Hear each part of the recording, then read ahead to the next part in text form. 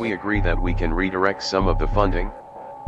Yes. I do believe that we need to reallocate resources away. So yes, defund your butts. The city council passed the New York City budget, which includes redistributing $1 billion from the NYPD budget. Yes, I support the reallocation of resources from NYPD. We have to reimagine public safety. Not only do we need to disinvest in police, but we need to completely dismantle the Minneapolis Police Department. Well, there it is right there. Joining me now to talk about that insanity and other things, Charles Marino. He's the former Homeland Security Department advisor and former Secret Service special agent. Charles, how's that defund the police thing working out?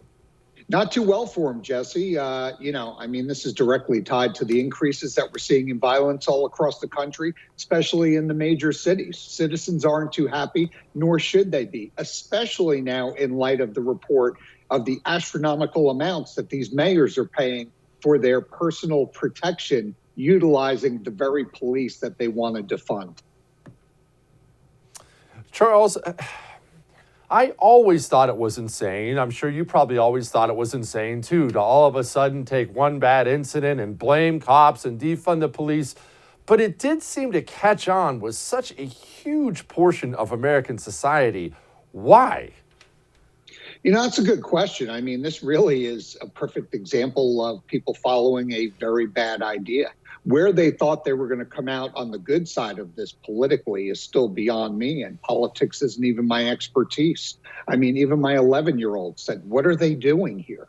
So, you're seeing some of these mayors now in these Democratic-led cities. They're trying to do an about-face, a 180 to the best that they can. Now you see the mayor of Seattle complaining about the amount of police officers they're losing and how they need to change that tide. Well, they're losing police officers and they're failing to recruit based on the very things that mayor did in Seattle over the summer, which was give the city away to the criminals and tell the police to stay out and not support them. Charles, are Democrats going to actually face some kind of backlash at the polls for this? Because I'll be frank with you, I was shocked they didn't face a backlash in November. I thought they were going to get crushed for these insane things. They didn't. They didn't at all. They had the presidency, House, and Senate. Are people finally waking up? Yeah. Here's what I think we're starting to see happen. I think the quick answer is yes, they will, because safety and security is the number one concern of the American public. And what's happening is this has been kept in the shadows, right? Occurring during the early morning, late night hours. And so the American public kind of is aware of it, but not paying too much attention to it. What's happening now is this is starting to creep in, all this violence, especially the gun violence, into the everyday lives of Americans. It's starting to affect the areas in and around their work. It's starting to affect where they go and see baseball games, for example, what took place at the Nationals game last week, and on we go. So what this is doing is it's starting to creep in to everyday life here, and it's unacceptable. And I am confident that the American public is going to rebuke this.